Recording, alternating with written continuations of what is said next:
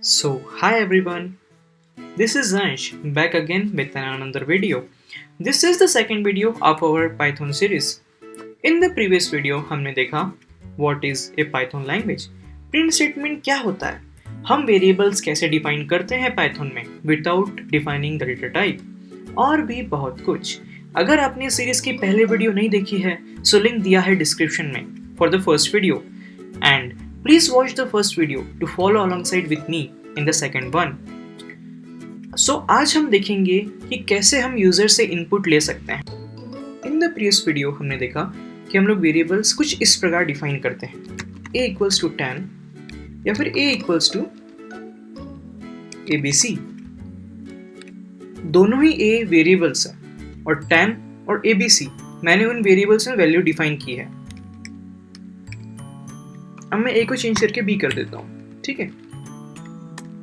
अब मैं करता हूँ print a and print b.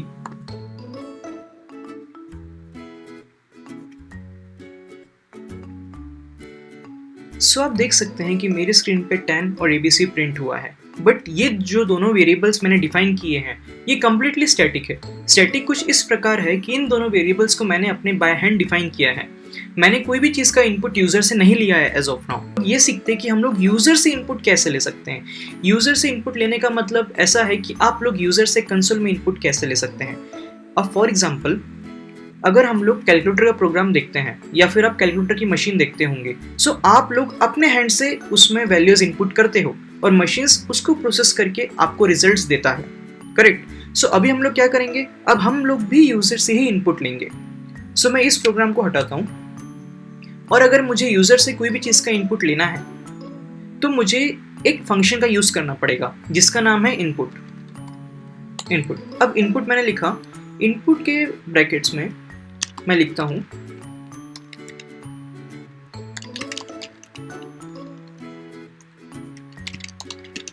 Enter your name. अब मैं इस प्रोग्राम को करता हूँ रन. आप देख सकते हैं मेरे कंसोल पे एंटर योर नेम करके प्रिंट हो चुका है. अब मैं यहाँ पे मेरा नेम इनपुट करता हूँ अंश. जैसे ही मैंने एंटर किया मेरा जो एप्लीकेशन है एग्जिट हो गया. अभी बस मैंने मेरे प्रोग्राम को इनपुट दिया है बट वो अभी तक के प्रिंट नहीं हुआ है. मुझे क्या करना पड़ेगा, मुझे इस इनपुट फंक्शन को किसी एक वेरिएबल में स्टोर करना पड़ेगा ताकि मैं उस पर्टिकुलर वेरिएबल को फ्यूचर में यूज़ कर सकूँ. मैं काम करता हूँ, मैं यहाँ पे एक वेरिएबल डिफाइन करता हूँ नेम नाम का. Name equals to input enter your name और नेम के बाद एक वाइट स्पेस छोड़ता हूँ ताकि यहाँ पे आप देख सकते हैं नेम और अंश काइंड ऑफ लाइक कनेक्टेड है, तो थोड़ा सा स्पेस मिल जाए मुझे इनपुट देने के लिए यूज़र को. और मैं यहाँ पे लिखता हूँ प्रिंट नेम. अगेन मैं मेरे प्रोग्राम को रन करता हूँ. आप देख सकते हैं एंटर नेम फिर से अपीयर हो गया है और इस बार एक वाइट स्पेस भी आया है. अब मैं मेरा नेम इनपुट करता हूँ वॉइला. आपने देखा कि मेरा जो नेम है प्रिंट हो चुका है, ठीक है. तो ऐसे ही हम लोग यूज़र से इनपुट लेते हैं. यूज़र से आप किसी भी डेटा टाइप का इनपुट ले सकते हैं. फॉर एग्जांपल अब मैं एंटर नेम के जगह पे लिखता हूँ एंटर योर एज. अब मैं रन करता हूँ और यहाँ पे मैं एज डालता हूँ लाइक 22. जैसा कि आप देख सकते हैं कि 22 जैसे ही मैंने इनपुट दिया तो 22 मेरे कंसोल पे प्रिंट हो चुका है, ठीक है. अब इसमें एक बात जानने वाली है कि जो भी हम यूज़र से इनपुट लेते हैं वाया इनपुट फंक्शन वो हमेशा स्ट्रिंग फॉर्मेट में ही होता है. स्ट्रिंग फॉर्मेट में मतलब कि अगर मेरे को मेरे वेरिएबल का डेटा टाइप जानना है, मैंने लास्ट वीडियो में बताया था टाइप फंक्शन के बारे में. मैं यहाँ पे लिखता हूँ टाइप और उसमें पास करता हूँ नेम मेरा वेरिएबल और मैं करता हूँ इसको रन. अगर मैं 22 डाल रहा हूँ तो ये मुझे क्या रिटर्न कर रहा है, क्लास str. ये बात आप हमेशा ध्यान रखिए कि जब भी आप कंसोल में इनपुट देंगे तो वो हमेशा स्ट्रिंग डेटा टाइप का ही होगा. वो आपको इंटीजर या फिर फ्लोट में नहीं मिलेगा, वो हमेशा str फॉर्म में ही होगा, ठीक है. अब इनपुट तो हमने ले लिया. अब हम लोग एक काम करते हैं, अब हम लोग एक छोटा सा मल्टीप्लिकेशन का प्रोग्राम बनाएंगे जो अभी तक के हमने प्रीवियस वीडियोस में जितना भी नॉलेज गेन किया है उनको यूज़ करके. मल्टीप्लिकेशन टेबल हमें कुछ इस प्रकार डिज़ाइन करना है. प्रिंट कुछ ऐसा होना चाहिए 2x1 equals to 2, 2x2 equals to 4 and so on, ठीक है. कहाँ तक के, 10 तक के, ठीक है। सो अब मुझे क्या करना पड़ेगा, सबसे पहले तो मेरी ये रिक्वायरमेंट कि मुझे यूज़र से इनपुट चाहिए, तो अब मुझे यूज़र से इनपुट चाहिए और क्या इनपुट चाहिए, एक नंबर का, ठीक है। सो अब मैं यूज़र से इनपुट लेता हूँ, अगेन मैं एक वेरिएबल बनाता हूँ नम नाम का, num equals to input enter a number, ठीक है। अब मैंने यूज़र से इनपुट ले लिया है एंटर या नंबर करके, ठीक है, और वो वैल्यू जो रहेगी वो नम नाम के वेरिएबल में स्टोर हो जाएगी जैसे ही यूज़र एक नंबर का एंटर करेगा। सो अब मुझे क्या करना है, मुझे लिखना है प्रिंट स्टेटमेंट। मैं आपको पहले ही बता दूं कि इस पर्टिकुलर प्रोग्राम में 2 या 3 चीज़ हम लोग यूज़ करने वाले हैं। आप लोगों को याद होगा हम लोगों ने स्ट्रिंग कॉन्केटेनेशन के बारे में पढ़ा था प्रीवियस लेक्चर में, और हम लोगों ने टाइप कास्टिंग के बारे में भी पढ़ा था प्रीवियस लेक्चर में। तो हम लोग को दोनों का नॉलेज यूज़ करना पड़ेगा इस पर्टिकुलर प्रोग्राम में। तो मैं करता हूँ प्रिंट, यहाँ पे लिखता हूँ मैं, अब जो मेरा नम है, नम जो है 2 है, फॉर एग्जाम्पल यूज़र ने इनपुट किया 2, तो यहाँ पे मैं लिखता हूँ नम प्लस, अब मुझे चाहिए x, तो अब मुझे x के लिए स्ट्रिंग मैनिपुलेशन करना पड़ेगा, तो मैं यहाँ पे एक वाइट स्पेस देता हूँ और यहाँ पे लिखता हूँ x, ठीक है। अगेन मैं प्लस का सिंबल देता हूँ और यहाँ पे मुझे लिखना पड़ेगा डबल कोट्स में 1, ठीक है, क्योंकि आप देख सकते हो यहाँ पे मैंने 1 दिया हुआ है, ठीक है। ये खुद ब खुद इंक्रीज नहीं होगा एज ऑफ नाउ। उसके बाद मुझे अगेन स्ट्रिंग कॉन्केटेनेशन का यूज़ करना पड़ेगा,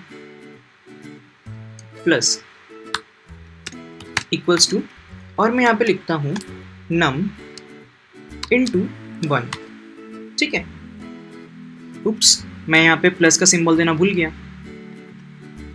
ठीक है। अब मैंने लिखा है प्लस। अब हम लोग देखते हैं कि अभी क्या होता है, ठीक है।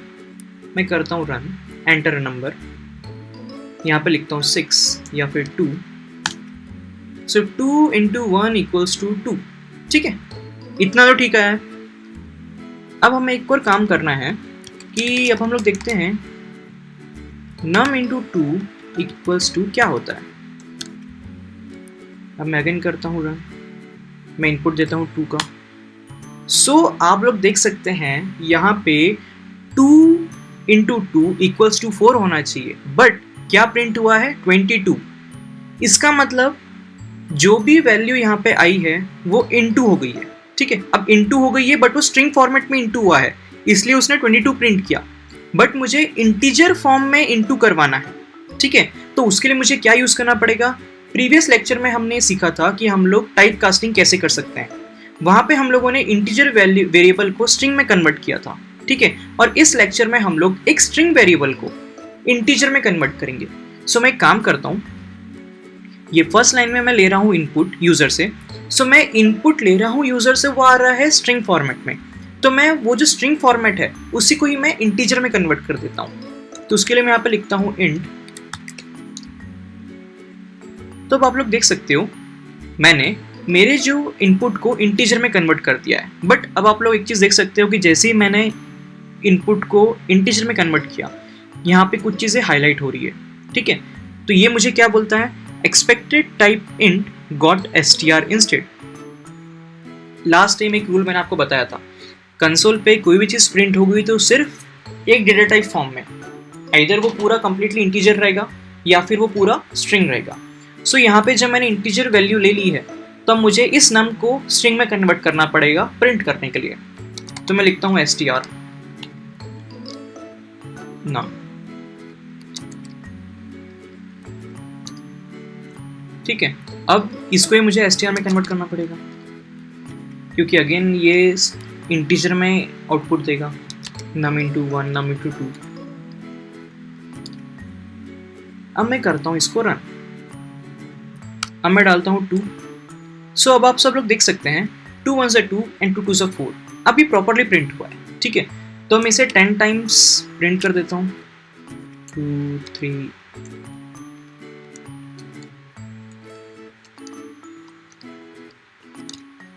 ठीक है। तो अब मैंने इसे पर्टिकुलर प्रिंट स्टेटमेंट को 10 टाइम्स डुप्लीकेट कर लिया है, ठीक है। अब मैं करता हूँ इसे रन, एंटर नंबर हिट, मैंने 2 एंटर नंबर मैंने लिखा 2 और मैं करता हूँ हिट एंटर। सो आप लोग देख सकते हो 2 का टेबल मेरे पास प्रिंट हो चुका है। तो ऐसे ही हम लोग डिफरेंट नंबर्स के टेबल्स को प्रिंट कर सकते हैं।